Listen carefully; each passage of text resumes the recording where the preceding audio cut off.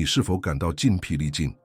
你是否感觉内心的平静是一种宝贵的财富，随着每一个新的头条新闻，每一次家庭晚宴上诱毒的政治讨论而被夺走？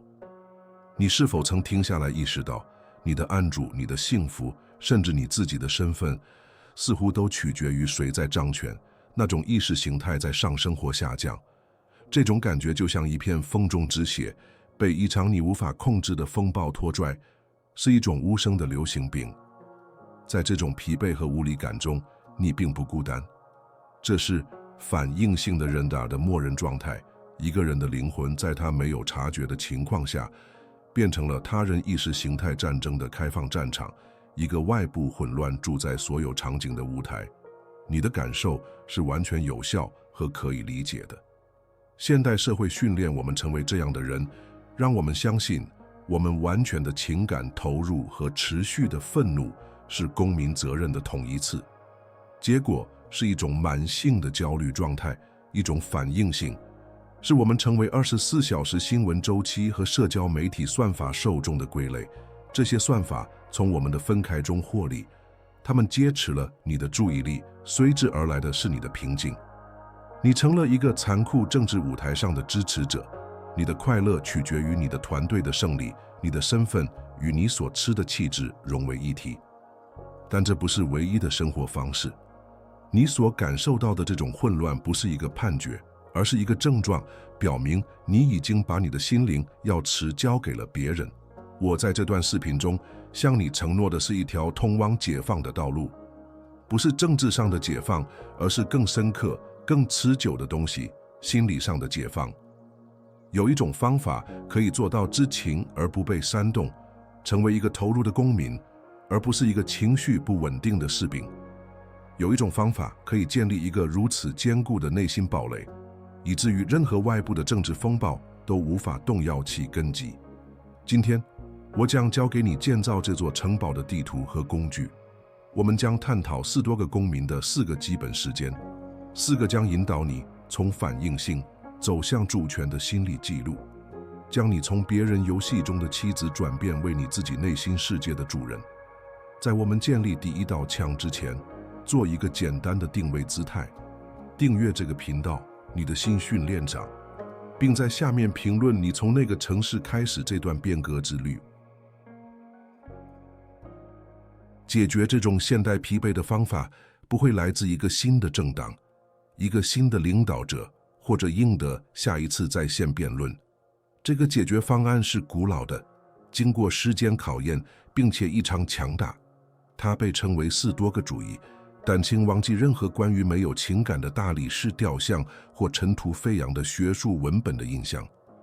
把4多个主义看作它真正的样子，一个为心灵设计的操作系统，一个为灵魂设计的尖端技术，旨在最极端的压力和不确定性条件下运行。它不是一种仅仅用来研究的哲学，而是一套每天都要使用的精神武器。它是将信号与噪音分斥的艺术，是培养不可动摇的注境的艺术，是在它一直存在的地方找到真正自由的艺术，在你的内心。这是建立你内心堡垒的使用手册，这是一个将从根本上改变你游戏规则的战略中构。社会鼓励你问的问题是哪一方是对的，然而4多个主义者明白这是一个错误的问题，一个保证你情感奴役的陷阱。唯一真正重要的问题，唯一能还给你权利的问题是，无论哪一方掌权，我如何能保持我的美德、我的平静和我的理性。关键的战斗不是发生在政府供电或电视辩论中，它发生在你自己的心灵领地。真正的自由不是政治性的，而是心理性的。它是关于宣布你对外部混乱的独立主权，是关于理解你是你内心世界的统治者，即使你无法统治外部世界。这不是一个新颖或天真的想法，它是在权力和危险的核心中段造出的智慧。想象罗马的皇帝哲学家马克·奥勒留，他在持续的战争、一场毁灭性的瘟疫和政治背叛中领导着地球上最强大的帝国。然而，在他的个人日记，今天被称为《沉思录》中，他并没有专注于抱怨他的敌人或环境，他为自己写下如何成为一个更好的人，如何住在自己的反应，如何在绝对的混乱中保持公正、理性和冷静。他知道，真正需要统治的帝国是他自己的灵魂。如果一位处于权力巅峰的皇帝需要这些工具来寻找平静，想象一下他们今天对你可能拥有的力量。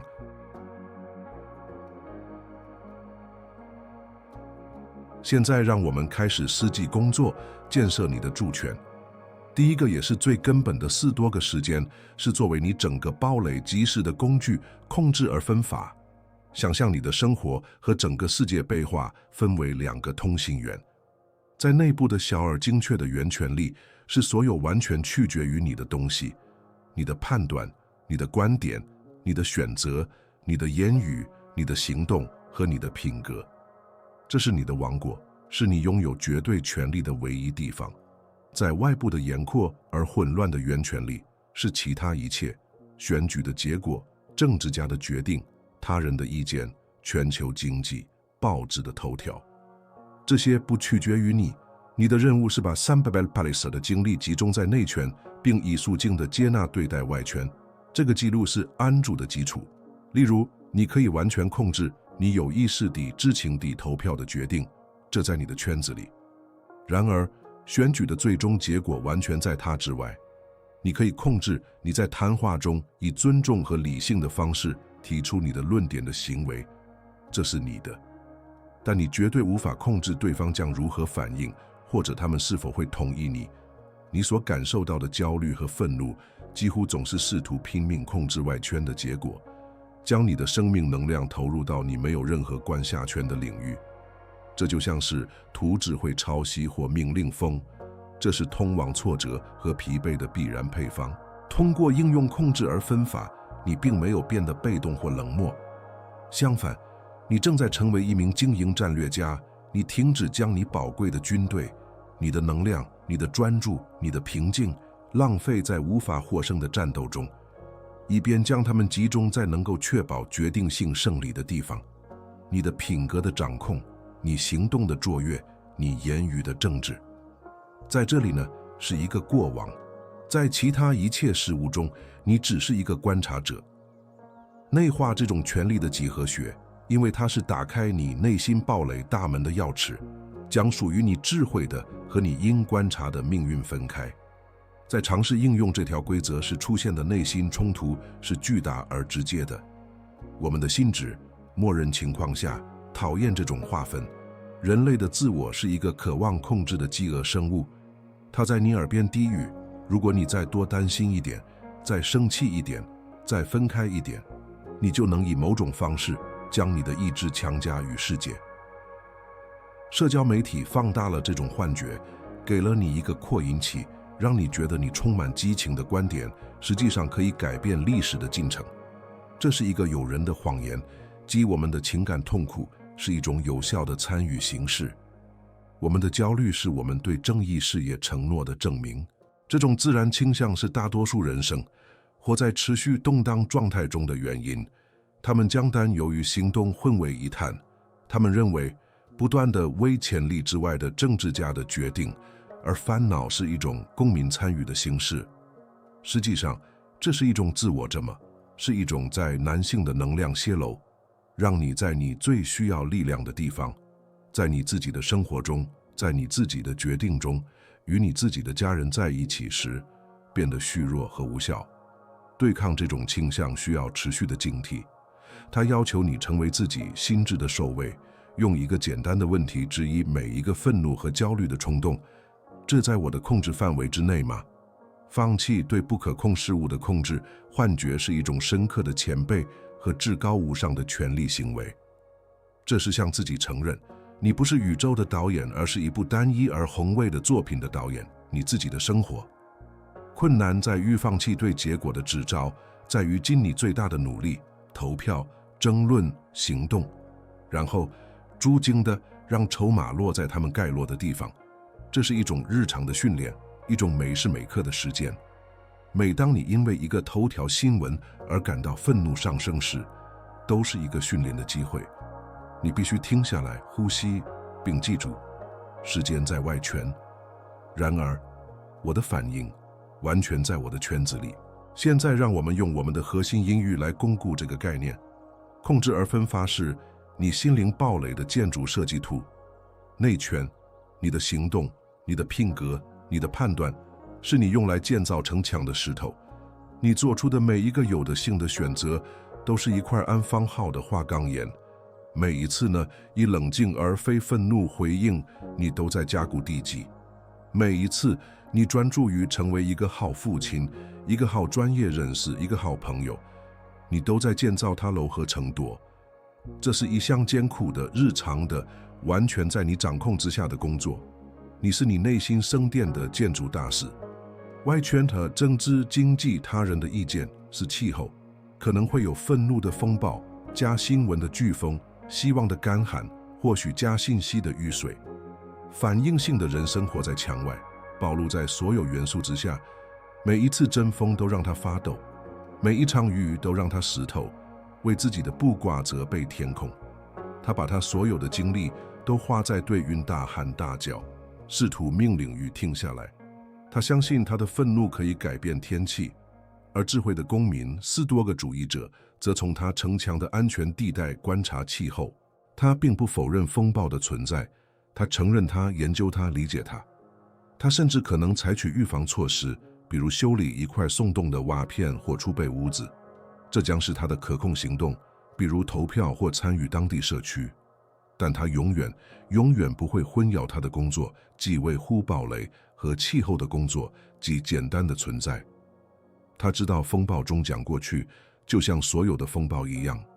当其他人在外面的反应性泥潭中挣扎时，他安全、干燥、平静地在他的领地内，准备在太阳再次照耀时以清晰和目标行动。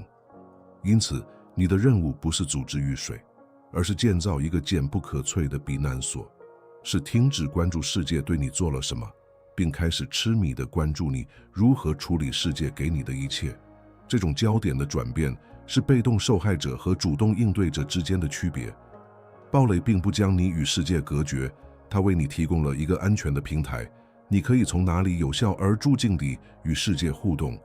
它是力量的避难所，而不是恐惧的藏身之处。承担起你作为建筑师的职责，开始一块石头一块石头的建造。这第一点的结论是对基金权利的肯定。通过完全专注于你能控制的事情，你不会变得软弱，你会变得不可战胜。想象你目前在担心选举、对政治家发怒、欲望上、陌生人争论上花费的所有精神和情感能量，这是一股巨大的力量被倾倒在沙漠中。现在想象一下，将这股能量的每一滴都重新导向你实际上可以塑造的事情上：你的健康、你的人际关系、你的技能、你的记录、你的慷慨和你的内心平静。你将成为一股自然的力量，你将从一个业余的生活评论员转变为你自己存在的经营专业人士。当别人分心，试图玩一个对他们不利的游戏，控制不可控的游戏，是你将专注于赢的唯一重要的游戏——内心游戏。这是真正能动性、真正能有所作为的源泉。一个冷静、专注和有的性的人对他的家庭和社区的影响，远大于1000个对着手机屏幕尖叫的愤怒的人。因此，应用控制而分法是你主权的第一个行动，是你自己在沙滩上划清界限，向世界宣布：到此为止，我拥有绝对的权利，我将在这里投入我所有的力量。其余的，我接受为我必须一直会和勇气行动的场景。通过这样做，你并没有失去权力，你巩固了它。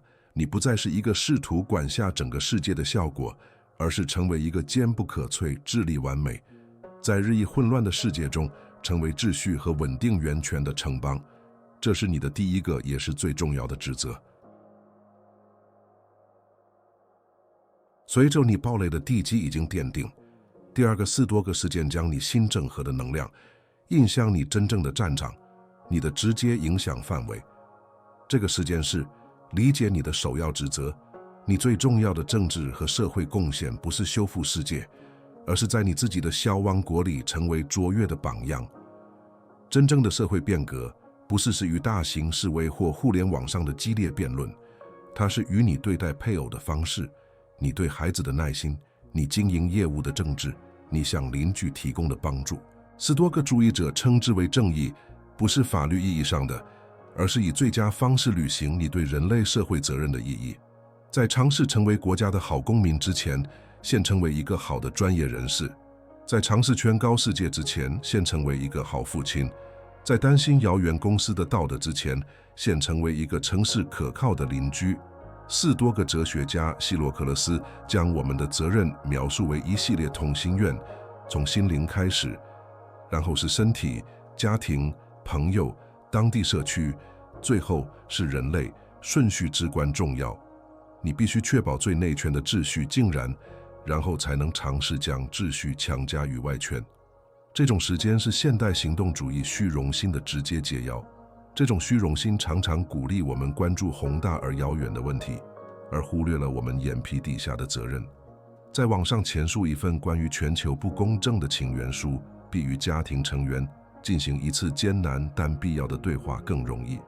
在网上发布一条关于领导力的鼓舞人心的引言，比在自己的工作场所时间谦逊和服务更能满足自我。斯多葛主义者抵制这种诱惑，他知道一个公正的世界只是一系列公正社区的集合，而这些社区又是一系列公正家庭的集合，而这些家庭又是一系列公正个体的集合。革命始于家庭，冲突再次源于宏伟的诱惑。我们的文化颂扬全球舞台上的活动家，对数百万人讲话的影响者，似乎用一次演讲或一个病毒是帖子就能改变世界的个人。相比之下，帮助孩子做作业、倾听一个正在经历困难的朋友，或勤奋诚实的做你的工作的行为，显得渺小、平凡、不重要。自我渴望公众的认可，渴望我们站在历史正确的一边的验证。他告诉我们，日常的小责任是真正斗争的干扰，这是我们这个时代最有害的谎言之一。他说服我们放弃我们真正的责任岗位，以换取在一个美的剧场中的角色。结果是一个社会充满了对世界应该如何运作有强烈意见的人，但他们自己的生活却一团糟。他们想在宇宙中强加秩序，却生活在混乱之中。他们谈论全球责任，却逃避个人责任。他们批评他人的贪婪，却无法控制自己的欲望。斯多葛的道路要求相反，对自己的家、自己的工作、自己的品格投入痴迷般的风险，以此作为积极变革的主要载体。克服这种冲突需要重新定义有所作为的含义。他要求你在平凡中找到荣耀，在微笑中找到重要性，在坚持中找到英雄主义。这意味着理解你在交通堵塞中表现出的耐心是一种政治事件，你在商业交易中的诚实是一种政治事件，你教育孩子成为理性和善良公民的方式，也许是所有政治行为中最激进的一种。这是一条不那么光鲜的道路，一条很少能为你应得张生活点赞的道路，但它是唯一能建立起真实而持久的东西的道路。这是实质生于表象的道路。让我们回到我们的堡垒。如果第一个时间是建造城墙，那么这第二个时间就是关于治理城墙内的城市。如果城内废墟一片，市民冲突不断，谷仓空空如也，拥有世界上最坚不可摧的防御，又有什么用呢？一个明智的领导者知道，外部的力量是内部秩序的直接反应。因此，作为你心灵的主权者，你的第一个也是最重要的职责，不是担心遥远土地上帝军的动向，而是确保你自己的城堡是正义、秩序和繁荣的典范。你的家庭是你的治理委员会，你与他们的关系是你的内部政策。你是以保证和反应性来统治，还是以智慧和同情心？你的工作是你的经济，你是以懒惰和不诚实来管理，还是以勤奋和正直？你的当地社区是你的邻国，你是以轻蔑和鼓励来对待它，还是寻求联盟和相互支持？反应性的人不断地站在城墙上，对其他王国大声辱骂，而他自己的城市却在他身后因疏忽而崩溃。而智慧的公民则把大部分时间花在管理他城市的事务上，他确保街道清晰，市民得到良好照顾，法律公正。他知道他城市的名声和力量不是来自城墙的大小，而是来自城墙内的生活质量。一个治理良好、繁荣和公正的城市本身就成为其他城市的光和榜样。它不是通过政府来影响世界，而是通过吸引力，他以身作则来领导。所以，在你拿起扩音器告诉世界它应该如何运作之前，先拿起扫帚打扫你自己的门前。在你发推文谈论全球腐败之前，请确保你自己的家井然有序。这就是4多个智力的原则，只需有内而外辐射。通过专注于成为一个好父亲、一个好配偶、一个好专业人士和一个好邻居，你不是在退出世界，你是在以最强大、最有效的方式与它互动。你是在一个混乱的帝国中间里，一个励志和秩序的小身份。在这种时间的最后，你会发现一个新的目标和影响力的源泉。你意识到，真正的改变不是一个在男性的事件，而是一个有无数微笑的有的性行为还蛮累积的过程。你的生活不再是交基地等待下一个政治，就是烛火下一场革命，而成为一个此时此地积极建设介质的项目。你从试图改变庞大、非个人化系统的无力感中解放出来，并在你的日常责任中找到巨大的力量。你的遗产不会由你分享的观点来定义，而是由你轰动的生活来定义。它不会用你对意识形态敌人表达的愤怒来衡量，而是用你在自己家中培养的爱和稳定来衡量。通过良好的治理你的小王国，你创造了一种秩序和美德的涟漪效应，其影响远远超出你所能看到的。你成为一个真正的变革推动者，而不仅仅是一个评论员。你不再仅仅消费世界，而是开始积极地为之贡献。因此，接受你的岗位、你的家庭、你的工作和你的社区不是你使命的干扰，他们就是你的使命。正是在勤奋履行这些神圣职责的过程中，你将找到你的目标并发挥你真正的力量。让别人去担心中心绘制世界地图吧。你的任务是以无可置疑的卓越来耕耘你自己的花园。做到这一点，你为世界所做的将比大多数喊得最响的人更多。我们暂停了一下，检查了城墙和城内的秩序，工作才刚刚开始。对于那些准备神话训练并进一步加强防御的人，我准备了一整套4多个战略的武器库。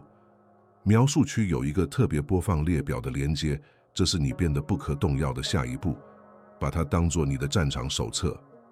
现在回到岗位上。第3个时间，既然你的城墙正在建造，你的内心城市正在得到良好治理，我们需要建立一个防御系统，以对抗敌人的主要攻击方法——信息。第3个时间是，你必须停止像一个英军咨询求下一级分开那样消费信息，而要开始像一个知者、一个将军、一个城墙高处的哨兵那样消费它。你消费新闻的目的不应该是娱乐、偏见确认或情绪激动，唯一的目标应该是战略情报，清晰、客观地了解地形，以便你可以在你的控制权内做出明智的决定。这需要钢铁般的纪律。首先，你必须停止在无尽的新闻流中漫无目的地浏览，相反，设定具体而有限的时间来获取信息，就像一个将军在早上和一天结束是接受情报简报一样。也许午饭后15分钟，下班前15分钟。在这些时间之外，你心灵的大门对政治噪音是关闭的。仅此一想，就能为你应毁数消失的生命和大量的精神能量。你会惊讶地发现，你失去的如此之少，而获得的平静却如此之多。其次，你必须成为你信息来源的无情策展人，从你的生活中提出任何从你的愤怒中获利的频道、网站、个人资料或节目。现代媒体的商业模式在很大程度上是分开的货币化，他们不想告知你，他们想让你上瘾，他们给你维持持续的恐惧、愤怒和部落主义。因为这能让你的眼睛念在屏幕上。你的人物是寻找那些力求客观、呈现多种观点，并将你视为一个理性成年人，而非情感实验书的来源。寻求理解，而不仅仅是确认。这里的冲突是深刻的，因为你正在与一个旨在揭持你生物本能的架构做斗争。社交媒体的算法和新闻制作人比我们自己更了解人类的大脑，他们知道我们被变成为关注威胁、消极和冲突。这是一种古老的生存机制，在现代信息环境中已经成为一种自我毁灭的机制。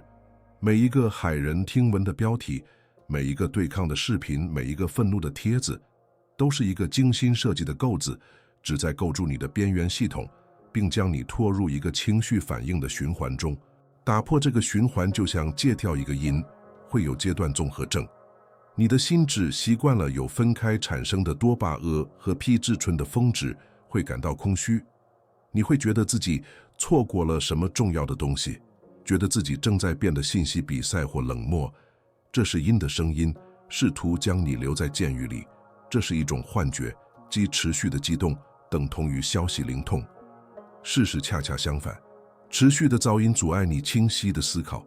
你无法看到森林，因为你正被每一根树枝抽打照脸。地址这种变成需要有意识的意图和持续的努力。这是对那些试图从你的内心平静中获利的势力的宣战。每一次你可以选择不点击一个愤怒诱饵的标题，每一次你在预定时间之外关闭新闻应用，每一次你寻找一个挑战而非仅仅确认你信念的来源，你都在为你的精神主权之战中取得一次虽小但意义重大的胜利。你正在训练你的心智为你服务，而不是为算法的主人服务。让我们通过我们的隐喻来形象化这个事件。你现在是烧饼，是你堡垒城墙最高点的守望者。一个薅烧饼的工作，不是对地平线上的每一个动静都感到恐慌，不是对每一只飞过的鸟或每一朵形成的云朵大喊大叫、拉响警报。一个反应过度、歇斯底里的烧饼是无用且危险的。他用家境爆耗进驻军的精力，并创造一种恐惧和偏执的文化。而一个明智的烧饼，则是冷静、善于观察和有记录的。他知道真正的威胁和无关紧要的噪音之间的区别。你消费新闻的时间就是你的受网时间。当你设定特定时间时，你就是在就位。在这段时间里，你以专注和超然的态度观察地形。你分析报告，评估其可信度，并试图理解战场上军队的真实意图。你的目标不是憎恨敌军，而是理解其战略。一旦你的守望时间结束，你就从城墙上下来。你回到城里处理你的事务，确信你已经完成了你的监视工作。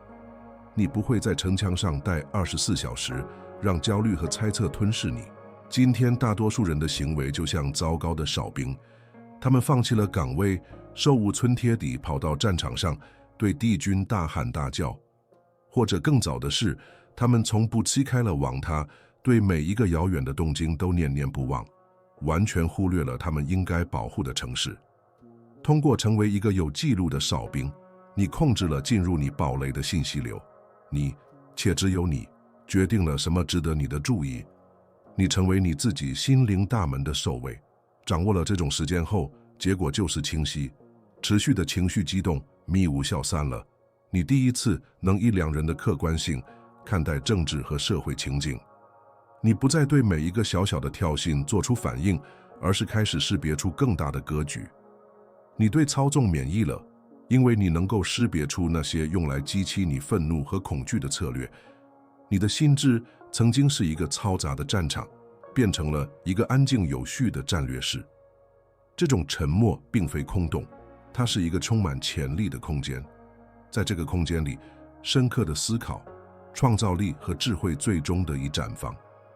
从对所有事情都必须有反应性意见的责任中解放出来，你获得了对少数真正重要的事情形成深思熟虑理解的自由。你成为周围那些仍在信息风暴中迷失的人们的清晰和平静的源泉。他们会感受到你的稳定，并被它吸引。因此，这种时间不是关于物质，而是关于选择性的智慧。它是关于理解主义历史你最宝贵的资源，并拒绝将其免费交给那些会用它来对付你的人，承担起你作为心灵烧饼的岗位。设定你的时间，明智地选择你的来源，并以战略目的消费信息，以军队保护器将军的同样凶猛来保护你的平静，因为你所有的胜利都取决于它。我们来到了最后的，也许是所有时间中最困难的一个。这是对你斯多个力量的终极考验，是完成你从反应性到主权转变的举动。这个时间直接来自马克·奥勒留的核心思想，他每天早上都为自己写道：今天我会遇到多管闲事、忘恩负义、傲慢、不诚实、嫉妒和粗鲁的人。他们之所以如此，是因为他们对善与恶的物质。第4个时间是有意识的努力在你政治上不认同的人身上看到人性，是记住你的意识形态。敌人不是一个怪物，而是一个人。从他自己扭曲的角度来看，他相信自己正在做正确的事。这不是号召软弱、妥协或放弃你自己的信念。你可以而且应该反对你认为有害的思想。关键的区别在于你的内在态度。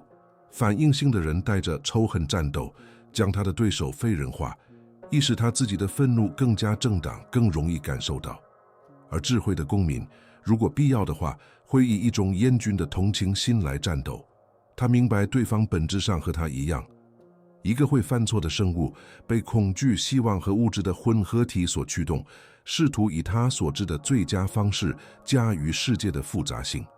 要实践这一点，每当你对政治光谱另一边的一个人或一个群体感到愤怒时，停下来，强迫自己考虑他们的观点，不是为了统一，而是为了理解。问问自己，是什么恐惧在驱使他们？他们对自己的孩子有什么希望？是什么生活经历让他们得出这些结论？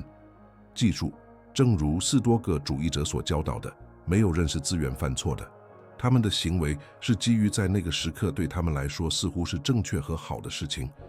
他们的错误是判断的错误，而不是纯粹邪恶的体现。这里的内心冲突是巨大的，因为它违背了我们最基本、最强大的本能之一——部落主义。我们的大脑被设计用来将世界分类为我们对抗他们。这是一种促进了数千年生存的思维捷径，感觉我们属于一个群体，并且有一个对立的群体来憎恨和指责，给了我们一种身份感、确定感和正义感。将它这非人化在心理上是舒适的，它让我们能够将一个复杂的世界简化为一场善与恶的战斗，而我们自己很方便地站在善的一边。这种倾向是现代政治的通行货币。各方的领导人和评论员都利用这种部落本能来巩固他们的权利。他们将另一方描绘成不是一群有不同想法的同胞，而是对国家的生存威胁，是根本上邪恶、愚蠢或不道德的人。沉溺于这种心态是容易的，它是会上瘾的。在你的分开中感到正义是存在的最诱人的情感之一。需要巨大的品格力量来抵制这种海妖之歌，并坚持在标签背后看到人的存在。对抗这种本能并非自然而然，这是一个哲学家的工作。这是将我们与群居动物区分开来的东西。它要求你将你的理性置于你的本能之上，你的智慧置于你的愤怒之上。